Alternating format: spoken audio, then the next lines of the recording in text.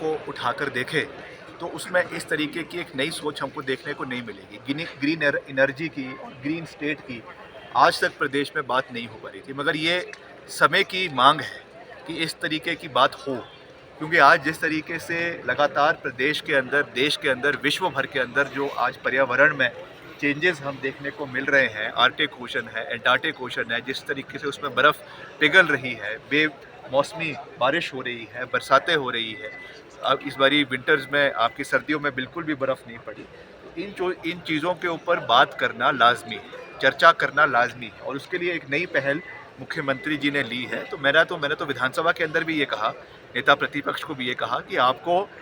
सही का समर्थन करने का हौसला होना चाहिए, इरादा होना चाहिए। हमने भी विपक्ष में रहते हुए, नेता प्रतिपक्ष उस समय जो मुख्यमंत्री थे, उनकी कई चीज़ों पे हमने भी सरकार का समर्थन किया है। आज अगर मुख्यमंत्री जी ने एक नई पहल ली है, आज अगर कॉरिडोर बनाने की बात करी है, आज अगर हाइड्रोजन पॉलिसी प्रदेश के अंदर लाने की बात करी है, सोलर एनर्जी को और बढ़ावा देने की बात करी है, तो इस पे सरकार का समर्थन करना चाहिए। और इसके अलावा जो और भी कार्य प्रदेश के अंदर शिक्षा प्रणाली को मजबूत करने के लिए पॉलिसी, आपकी जो है इंडस्ट्रियल पॉलिसी नई लाने की बात करी है, या और चीज़ें जो प्रदेश के अंदर लाने की बात करी है, अगर उसमें से जो अच्छे पॉइंट्स हैं उसका सरकार का समर्थन करना चाहिए। और मैंने तो विधानसभा में ये भी कहा कि जिन सेंट्रल स्पॉन्सर्ड स्कीम्स के लिए हमें केंद्र सरकार से पैसा आता है, मेरा विभाग ही अगर आप फॉर एग्जांपल ले लें, वहाँ पे अगर प्रधानमंत्री ग्राम सड़क योजना है, या CRF है, या NHAI के माध्यम से जो कार्य चल रहा है, मैंने तो विधानसभा के अंदर नितिन गडकरी जी का उसके लिए धन्यवाद किया कि ठीक है, केंद्र सरकार से पैसा आ रहा है, एग्जीक्यूटिंग एजेंसी हमारी है, मगर पैसा केंद्र सरकार से आ रहा है। मगर 5 साल ये नेशनल हाईवे का गुणगान प्रदेश के अंदर करते गए, क्या हुआ वो नेशनल हाईवे का? आज एक भी नेशनल हाईवे उसमें से बनने को तैयार नहीं है, अभी तक उसकी DPR नहीं। पहले तो हम विपक्ष में रहते हुए केवल आरोप लगाते थे, आज मैं ये बात एज PWD मिनिस्टर तथ्यों के ऊपर कह रहा हूँ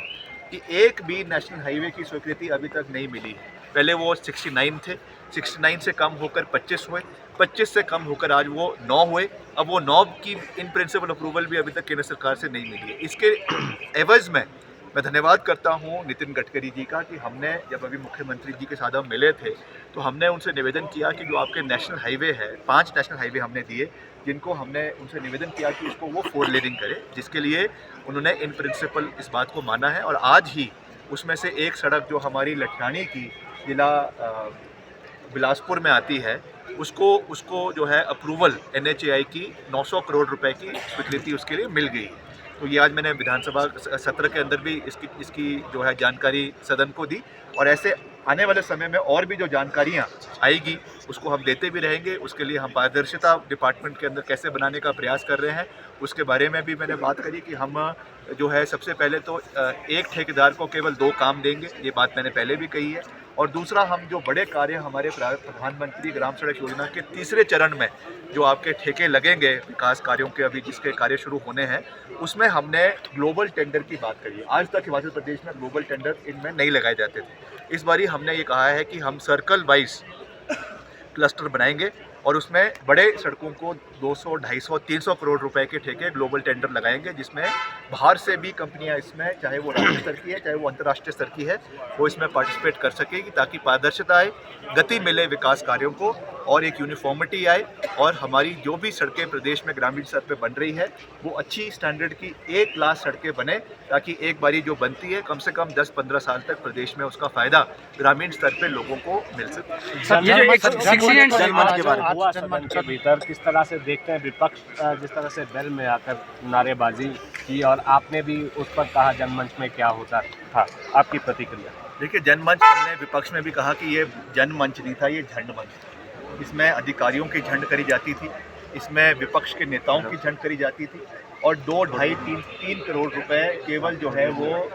धाम लगाने के लिए सरकारी खर्चे पे भाजपा के नेताओं के लिए, भाजपा के हारे हुए नकारे हुए नेताओं के लिए लगाया जाता था, जिसको व्यवस्था परिवर्तन के अनुरूप इस सरकार ने बंद कर दिया है। मगर मुख्यमंत्री जी ने यह भी विधानसभा में कहा है कि जो भी हमको इस तरीके के और कार्यक्रम चलाने पड़ेंगे जिसमें खर्चा कम होगा मगर जनसंवाद पूरी तरीके से बना रहेगा, उसको हम प्रदेश में आने वाले समय में ज़रूर चलाएंगे। उसके लिए आने वाले समय में मुख्यमंत्री जी अपना वक्तव्य विधानसभा के अंदर देंगे, तो उसके ऊपर मैं ज़्यादा बात नहीं करना चाहता हूँ। मगर मुख्यमंत्री जी ने जनमंच के लिए भी और ऐसी और भी जो स्कीम्स भाजपा के समय में शुरू हुई थी, उसमें अपना वक्तव्य देते हुए साफ कहा है कि जो स्कीम प्रदेश के हित में थी उसको बंद नहीं किया जाएगा, चाहे वो गुड़िया स्कीम थी, चाहे वो आपका मुख्यमंत्री स्वावलंबन योजना थी, या और भी ऐसी आपकी हिमकेयर थी, सहारा योजना थी, वो सब स्कीमें चलेगी। उसके लिए बजटरी प्रोविजन भी करवाया जाएगा। राजनीतिक प्रतिशोध से, राजनीतिक द्वेष भावना से कोई काम प्रदेश के अंदर नहीं होगा, मगर जो वेस्टफुल एक्सपेंडिचर वर्तमान पूर्व सरकार द्वारा किया जा रहा था उसको वर्तमान सरकार द्वारा बंद कर दिया गया। सर, पिछली रात को बड़े भूकंप के झटके महसूस किए गए हैं, कितना तैयार है हम, क्योंकि हम सेंसिटिव जोन में आते हैं, अगर 6 से ऊपर भी आता है। ये बहुत महत्वपूर्ण इशू है, क्योंकि पिछले कल बड़ा जोर का भूकंप आया, करीबन 6.6 रिक्टर स्केल का जो है वो भूकंप आया, और अफगानिस्तान में इसका एपिसेंटर था, मगर झटके पूरे नदर्न इंडिया में हमको देखने को मिले। हिमाचल प्रदेश को के कुछ हिस्से वैसे भी सिस्मिक 5 जोन में आते हैं। जब मैंने पहली बार विभाग के साथ बैठक करी थी PWD के साथ, तो उस समय भी मैंने इसके ऊपर चिंता जहन करी थी, और मैंने विभाग को इसके लिए सख्त आदेश दिए हैं कि आने वाले समय में, वैसे तो अभी भी फॉलो किया जा रहा है, मगर तब भी भविष्य में जितनी भी बिल्डिंग्स विभाग द्वारा बनाई जा रही है उस पर खास ख्याल इसका रखा जाए कि किस तरीके से हमको इसको जो है वो अर्थक्वेक रेजिस्टेंट बनाना है। जितनी भी लेटेस्ट टेक्नोलॉजीज है उसके ऊपर मैंने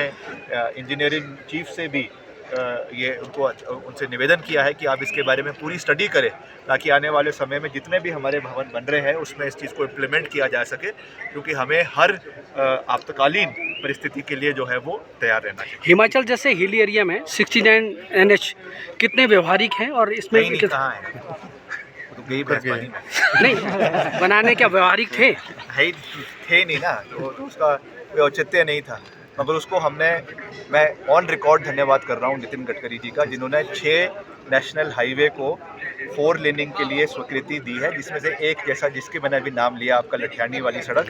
उसको जो है उसके लिए 900 करोड़ रुपए की स्वीकृति आज प्रदान हो गई। Thank you.